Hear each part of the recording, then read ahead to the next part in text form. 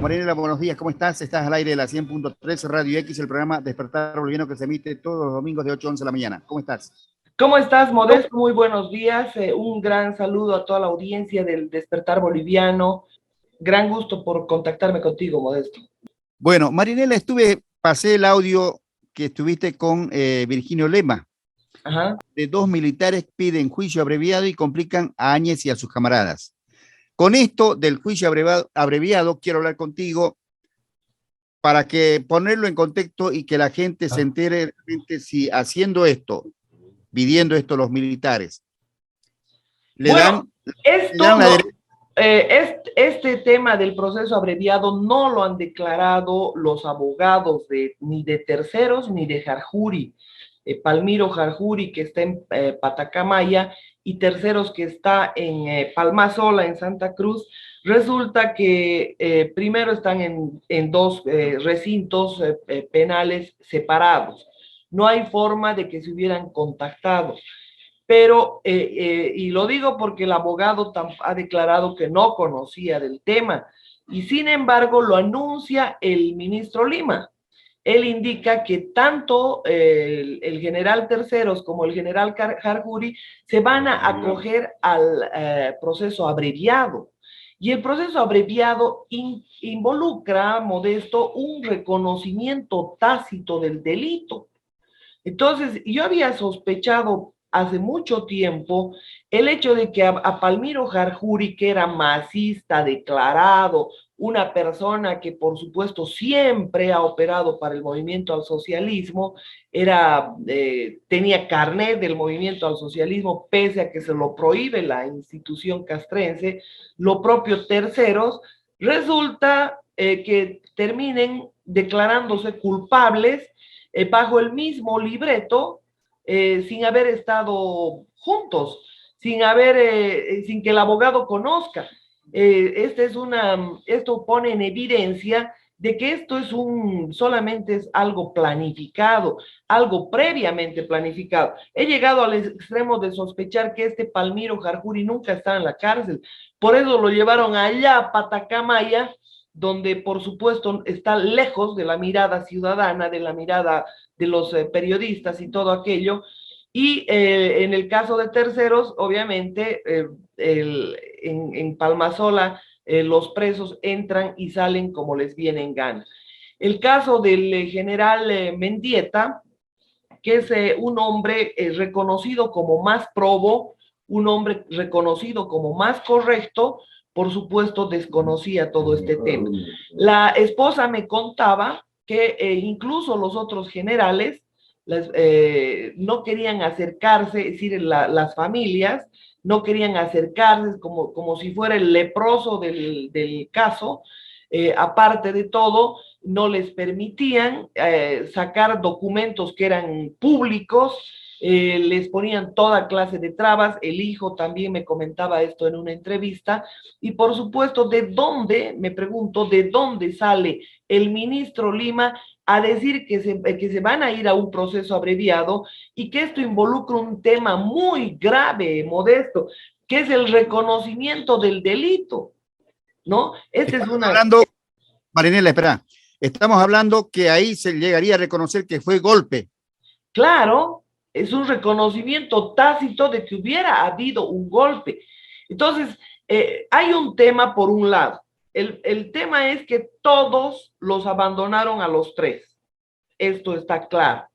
Las Fuerzas Armadas no ha dicho esta boca es mía en relación a defender a generales de la institución que siguen un mando vertical. ¿Ah?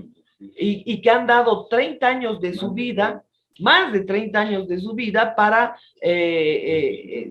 al servicio de las Fuerzas Armadas. Y no puede ser posible que nadie de esta institución se solidarice con un tema que es absolutamente, no te voy a decir ilegal, es hasta delictivo.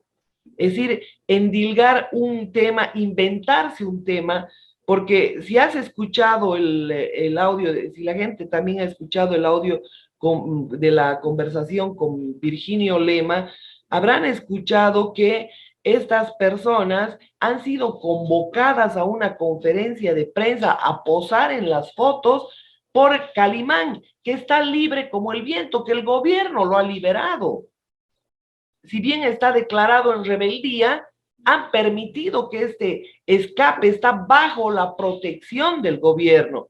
Lo que pasa es que el general Mendieta, cuando hubo la orden de que salgan a disparar a la gente, a toda la masa humana que se volcó a las calles reclamando el fraude, porque el fraude estaba en las calles, las boletas, las actas estaban en casas, en taxis, habían actas sustituidas que se habían fabricado en el Ministerio de Justicia.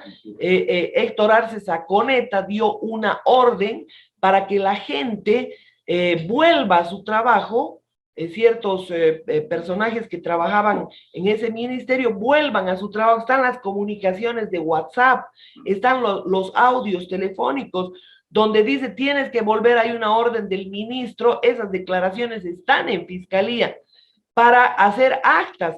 Ellos han elaborado actas falsas, porque en los días de entrenamiento de la selección, es decir, de los jurados electorales, ellos les hacían firmar actas como simulacro a los verdaderos jurados electorales.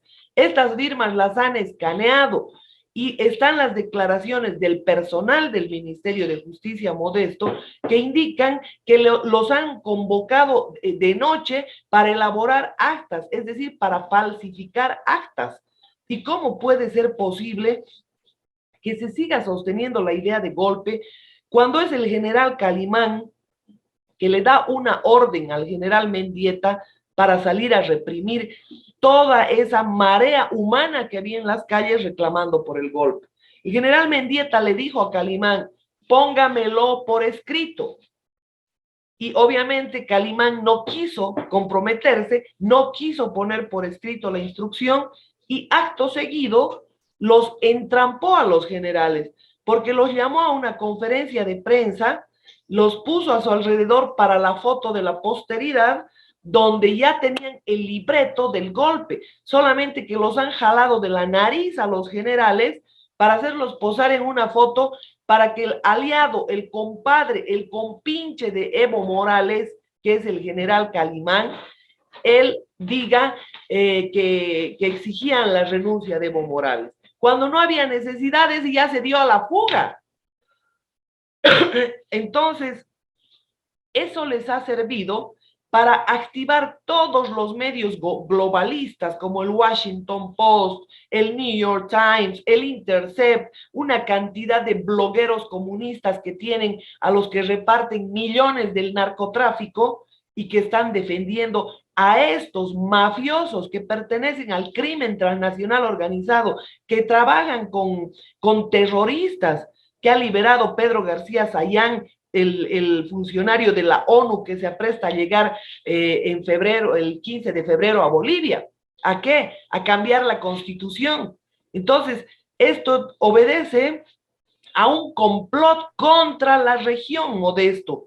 Acá están operando terroristas, operan los embajadores que están metidos en todo este tema del foro de Sao Paulo, que no son más que delincuentes los miembros. Ahí está el embajador de Argentina en Bolivia, que es testaferro y lugarteniente de Cristina Fernández de Kirchner, como es este Basteiro. Ariel Basteiro ha participado en todos los actos criminales que han ocurrido en Bolivia. Ariel Basteiro ha camuflado a un terrorista como es Facundo Molares. Ariel Basteiro y todos esos comunistas delincuentes han pedido liberar a un asesino. Entonces, todo este tema, por supuesto, Modesto, pone en evidencia que en Bolivia nunca hubo golpe. En Bolivia hubo la protesta ciudadana contra un fraude grosero, contra un fraude que ya venía programado desde que se construyó el padrón por el G2 cubano y la inteligencia venezolana. Ese que ha construido el padrón, el Gallo Zamora, ahora está de embajador, como en Perú le han pedido, lo han votado a Evo Morales, lo han declarado non grato, han hecho campañas de repudio nacional en Perú. Ahora resulta que en sustitución de Evo Morales va el Gallo Zamora a poner en vilo a ese país, porque es el Gallo Zamora, un coronel de la inteligencia cubana, un tipo entrenado para eso, es el que ha venido a sembrar el caos, el que ha venido a comandar todo acá en Bolivia, y ahora lo han puesto de embajador en el Perú. Y no es más que mirar los embajadores que envían, todos son metidos o en el narcotráfico o están metidos en el comunismo, en el terrorismo, en el tráfico de órganos. Estas personas, por supuesto, financian con todos estos actos delincuenciales la cantidad enorme de eventos que realizan en nuestros países y que simplemente están al servicio de las corporaciones, Modesto. Entonces, yo digo, el tema del general Terceros y Harjuri, sospeché de inicio que obedecía a una tramoya, porque me parecía demasiado raro que lo manden a Patacamaya. Lo han mandado a Patacamaya, donde no mire la prensa. ¿Quién va a ir a Patacamaya a verificar si este está guardando detención? Encima que hay todas las restricciones habidas y por haber para consultar algo en un penal sobre detenidos de estas características. Y lo propio ha ocurrido con el general Terceros, que lo han mandado a Palmasola. Acuérdense que en Palmasola el coronel Gonzalo Medina, que estaba detenido por narcotráfico, pero para que no lo extraditen con Pedro Montenegro, para que no lo extraditen al Brasil, porque había solicitud de extradición a él también, resulta que le han iniciado un juicio por legitimación de ganancias y tiene mansiones, tierras, tiene una ostentación de riqueza, pero salida de toda proporción, que no le incautan, no están en tela de juicio sus mansiones. Entonces, todo es parte de un show total, todo es parte de una tramoya para mostrarle a la comunidad internacional, aquella comunidad internacional neutral, porque hay varios comprometidos de la ONU, hay varios comprometidos de la OEA, hay varios comprometidos de una cantidad enorme de organismos como el Tribunal Europeo, el Tribunal de Justicia Europeo, en el Parlasur también tiene su gente metida, Soros, que está robando a Bolivia, está robando a Argentina, está robando al Perú, está robando en Chile y está saqueando todos los países. Y el hecho de querer abrir las constituciones no obedece a otra situación que la que ha ocurrido en Bolivia. En Bolivia lo que han hecho es liberar los candados que habían para que no haya el saqueo, o sea, para que se dé el saqueo con mayor virulencia. En Bolivia habían candados para que las tierras, es decir, todo lo que significan petróleos, minerales, recursos renovables y no renovables, todo aquello esté protegido, sea de propiedad del Estado. Con esa excusa que han hecho la nueva constitución del 2009, resulta que se liberan, se le da autodeterminación a naciones originarias, muchas de ellas ni existen en Bolivia, están en Perú, están en cualquier lado, y por supuesto lo que se ha generado ahora es un saqueo total de todo el norte de La Paz, los incendios de la Chiquitanía, el repoblamiento que ha habido, porque además eso lo menciona la Constitución, repoblar todas las áreas, haciendo una distribución equitativa de la tierra. ¿Qué distribución equitativa? Se han abierto las tierras para los narcos. Acá en Bolivia se está produciendo en grandes cantidades. Entonces, lo que más hay en este momento es dinero, dinero del narcotráfico, con el que muchos políticos viven, con el que muchos políticos financian sus campañas. Y esto es lo que está ocurriendo en toda la región, Modesto. Y esto de los generales puede haber sido un complot ya planificado con anterioridad para que estos se declaren culpables y revienten y perjudiquen a todos los otros jóvenes de la Resistencia Juvenil Cochala, de la Unión Juvenil, todos aquellos detenidos. Hay más de 100 detenidos políticos con la excusa de golpe, que sin lugar a dudas en Bolivia nunca hubo golpe, solo hubo esa tramoya después de la fuga de Evo Morales, en la que Calimán los ha convocado a los generales de las otras fuerzas y les ha dicho, vengan, posen a la foto, y él ha pedido la renuncia a Evo Morales, porque ha seguido la orden de Evo Morales. La primera orden es salir a masacrar gente, y como los generales, y en particular el general Mendieta, que le dijo que ponga por escrito, eso está en su declaración, no quiso poner por escrito, y acto seguido los convocó a todos a posar en una foto donde él le pedía a Evo Morales que renuncie para pacificar el país. Si él ya se había dado a la fuga, ya habían retirado las reservas del Banco Central, ya se habían llevado el dinero, el oro, lo mismo que hizo Sánchez de Lozada, Modesto. Estamos repitiendo la historia. Gonzalo Sánchez de Lozada, el momento de su fuga, ¿qué es lo que ha hecho? Ha agarrado, se ha sacado todo el dinero del Banco Central y ha huido. Lo mismo ha hecho Evo Morales. ¿Quiénes han estado? Cristina Choque, la tía del psicópata que ha asesinado y ha violado a más de 77 mujeres, resulta que ha ido y ha retirado también dinero del Banco Central. Estaba cobrando su soborno. Pablo Ramos ha declarado antes de morir, en el proceso que se les ha iniciado, ha declarado que él ha autorizado el dinero, que salga el dinero, bajo la excusa de que se iba a entregar a las cuentas del teleférico, que estaban manejadas por otro delincuente como es Tom Weiler. ¿Cómo se puede manejar el dinero de un país, el dinero de los bolivianos, las reservas al libre albedrío de estas personas? Todo esto ha ocurrido en ese contexto. Evo Morales es un cobarde. Evo Morales huyó. Evo Morales ya estaba camuflado en el Chapare, listo para escapar. Fue Tuto Quiroga el que le ha conseguido el avión. Y en ese momento de su huida, cuando este ya huyó, ocurrió esa conferencia de prensa. O sea que al huido le estaba pidiendo que renuncie, ya huyó. Ya estaba su renuncia hecha, y ya tenía el Congreso tenía que aprobar esa renuncia. Entonces, ¿de qué estamos hablando?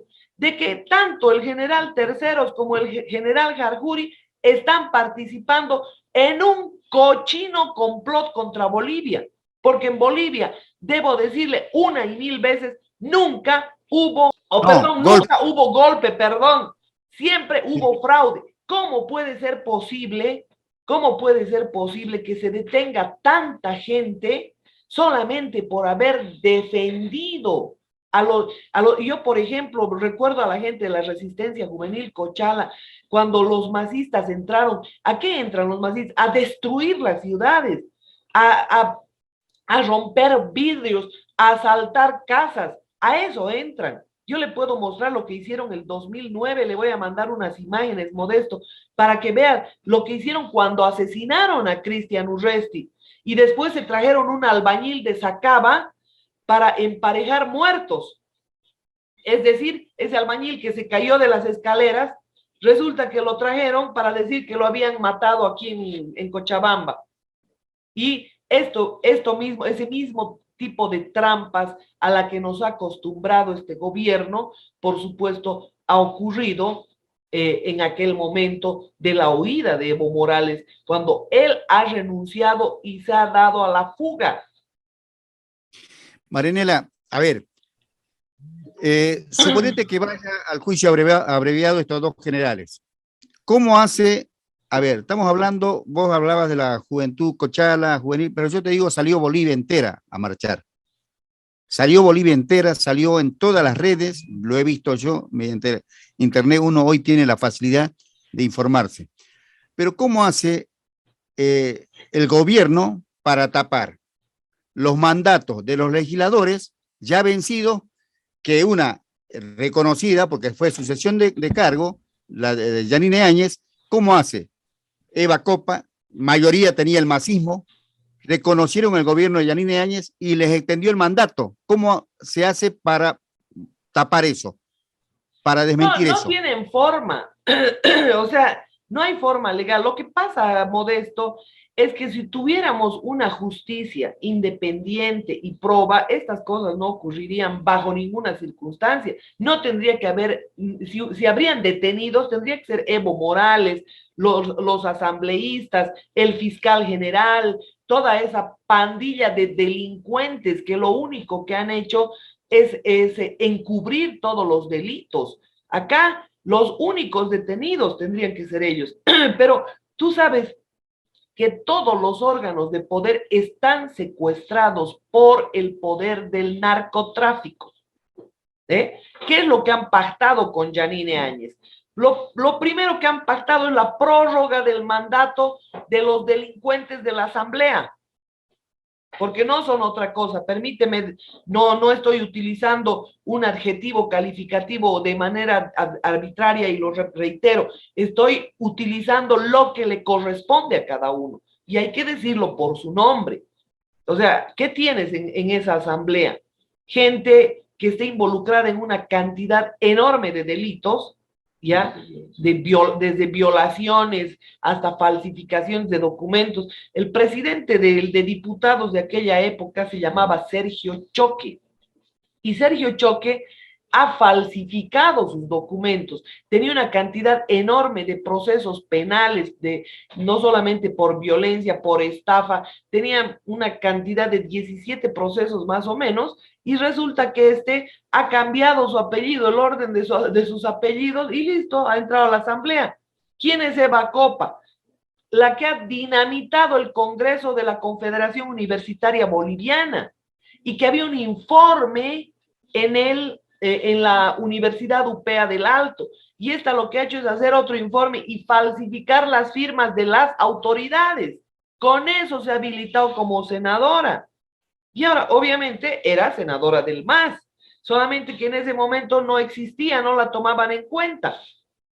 Y resulta que Evo Morales ha hecho renunciar absolutamente a todos para generar un vacío de poder tramposo. Y obviamente, gente que siempre ha estado vinculada a este gobierno, tres, tres delincuentes, como yo los llamo. El primero, Arturo Murillo, tiene a su hermano, que ha sido alto miembro del más alto funcionario del gobierno. Por favor, ha sido un ministro de Obras Públicas. Obras Públicas equivale por lo menos a 6 ministerios, 7 ministerios. Es uno de los ministerios más poderosos donde se hacen los más grandes negociados. Ahí incluye Caminos, Entel, incluye una cantidad de empresas del Estado que ahora se han vuelto sociedades anónimas y que ahora no les rinden cuentas a nadie. ¿A título de qué se han adueñado de esas empresas? Y el hermano de Vladimir, es decir, el hermano de Vladimir Sánchez era Arturo Murillo. El otro tema, Arturo Murillo cuando llegó al poder, al Ministerio de Gobierno, resulta que lo volvió al cargo a un delincuente en el INRA, llamado Víctor Hugo Claure. Ese fue el que le dotó tierras en el Chapare y claro, lo devolvió a su cargo. Lo único que hicieron fue dotaciones de tierras, grandes negociados con Gravetal, es decir, pasamos de unos delincuentes a otros simplemente en una transición pactada. Esa fue una transición pactada. ¿Pactada para qué? Yanine no es una persona inocente. Yanine, yo tengo la versión de un militar de alto grado que resulta que Yanine Áñez ha recibido 15 millones de dólares que han sido entregados a su hija y que por supuesto ella ha recibido en el Banco York del Vaticano. Entonces, por favor, acá estamos hablando de una cáfila de delincuentes que lo único que han hecho, su único objetivo era desinflar toda aquella marea humana que estaba protestando contra el fraude descarado que había. Entonces, ahí lo tiene a Murillo, medio hermano de ese masista, y luego le dieron incluso la reconstrucción, al otro hermano le dieron la reconstrucción del muro de Sencata, que volaron las huestes del masismo, y que por supuesto le dieron un contratito de 63 millones al otro hermano, que tenía militancia en el MNR y que también vivió de la política. Es decir, durante la gestión de Sánchez Lozada, él era prefecto de Cochabamba. Durante la gestión del MAS, el otro hermano era ministro de Estado, presidente de ABC, presidente de una cantidad de entidades, 2 veces ministro en los 14 años. Y en la gestión de Áñez estaba, obviamente, el otro hermano, de Murillo, de ministro de gobierno, haciendo de las suyas grandes negociados, porque, por ejemplo, García Linera ha negociado con él su libertad.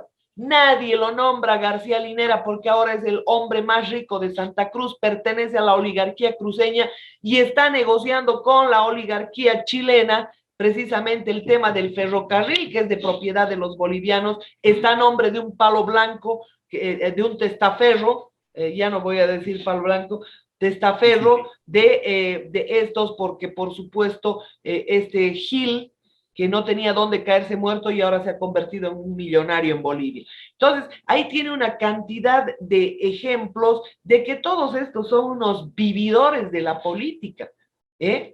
Y lo puedo nombrar a Yerko Núñez.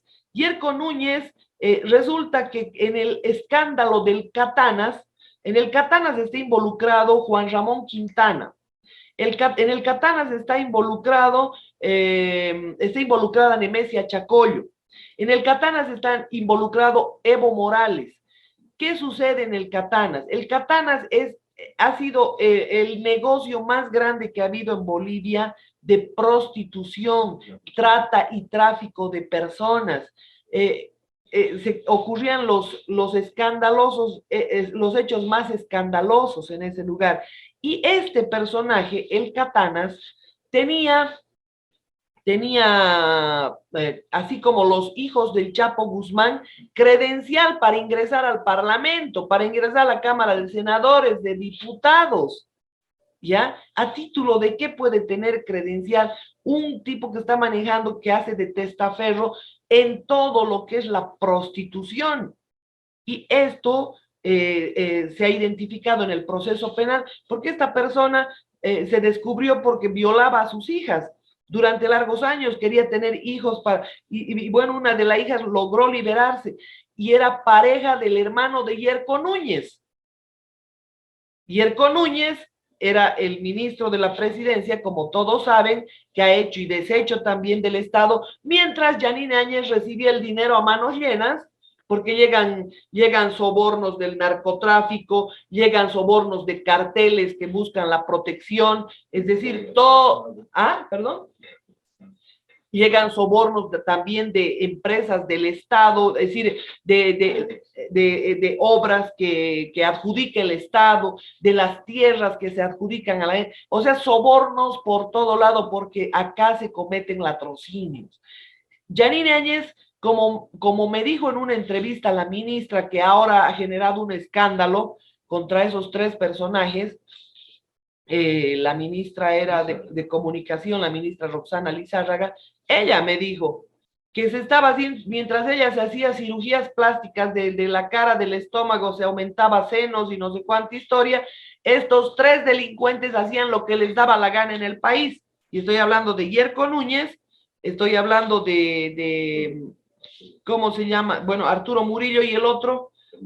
No. El otro no lo recuerdo. Es de los verdes, el de lentes. Si me ayudas, Modesto. Ortiz. Óscar Ortiz. Esos 3 han hecho y deshecho de Bolivia. Entonces, imagínese usted. ¿Y cuál de ellos está preso? Ninguno. Imagínese usted con este detalle. En Estados Unidos está Murillo. ¿Por qué? Porque les ha jugado sucio a los masistas. Puede ser tema de otro programa, el tema de Murillo. Imagínese usted que mañana, por ejemplo, declaraba, le estoy diciendo lo que ha pasado hace bastante tiempo, Mañana declaraba en la fiscalía el hermano de Yerko Núñez y lo embistieron, lo mataron, no alcanzó a declarar. Un chico bueno, joven, yo he averiguado un poco sus antecedentes y por supuesto, él, como estaba emparejado con una de las hijas, era odiado por el padre que estaba enamorado de las hijas, pero conocía todo lo que ocurría en el Catanas y en todas sus sucursales. Conocía todo lo que ocurría con la trata y tráfico de personas. Y él debía declarar. Y resulta que día antes de su declaración murió, claramente ejecutado por el masismo. ¿Y qué dijo Yerko Núñez? Prefirió quedarse mudo, Modesto. Entonces, ves contubernios por todo lado, contubernios por todo lado. Y otro es Óscar Ortiz, que por supuesto ya ha sido el día de ayer denunciado por la ex ministra Roxana Lizárraga, que habla de todos los negociados que ha llevado adelante Óscar Ortiz en evidente traición a la lucha de todos los bolivianos, a la lucha de un pueblo que estaba esperanzado en esa transición, que solo ha servido para sofocar los ánimos, para meter miedo, para sentarle la mano al pueblo boliviano y para que nunca más salga a reclamar. Esto es lo que han pretendido buscar con todos estos temas. Tristemente, yo estoy llegando al convencimiento, tenía un docente en la maestría, era HCF Mansilla, un conocido economista, antropólogo. Él decía, tristemente en Latinoamérica hay la cultura de despojo, decía. Lamentable, estamos llegando al convencimiento de que sí somos una cultura de despojo, de ese despojo de que lo peor de España se vino a Bolivia. Lamentable, y ese es el mestizaje que hoy tenemos. No podemos incluir o excluir a nadie, pero porque él lo decía en términos generales. Toranzo hablaba de la burguesía chola, de esa mañudería que existe, y un Cornejo, más o menos en una conferencia el año 93 en Perú, él decía, en Japón la gente sube al tren, ve que está lloviendo, toma un paraguas, saca el paraguas, se lo lleva a su casa, nadie le pide recibo, ni boleta, ni garantía, ni prenda, nada. Se lo lleva a su casa, el japonés sabe que no es suyo, al día siguiente va y lo devuelve. Y nunca se pierde un paraguas.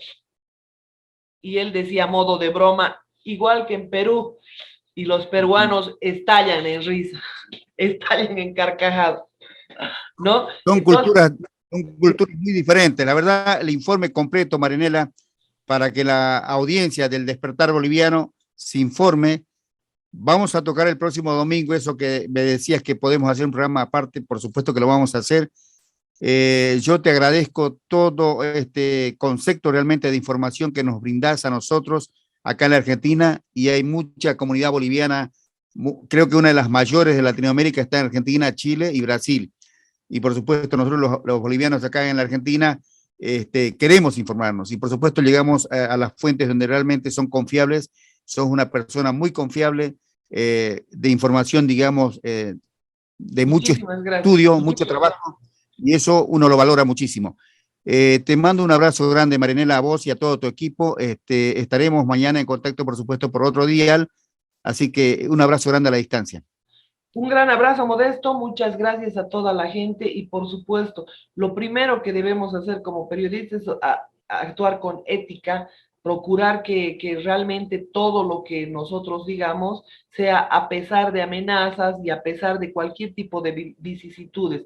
La libertad de expresión y la libertad de información son derechos que están inscritos en nuestras constituciones, tanto de Argentina como de Bolivia, y lo propio está en la Declaración Universal de Derechos Humanos, en el artículo 19, precisamente es un derecho humano la libertad de expresión y esto los gobiernos han ido restringiendo tremendamente, pero los pocos periodistas que quedamos diciéndole la verdad a la gente, por supuesto tenemos que mantenernos. Yo te agradezco más bien el permitir que salga por la emisora esta verdad que la tienen que conocer los compatriotas. Un fuerte abrazo, Modesto, un fuerte abrazo a todo tu equipo y a la audiencia. Un gran saludo. Muchas gracias, Marilena Montenegro, nuestra periodista de lujo realmente desde Cochabamba.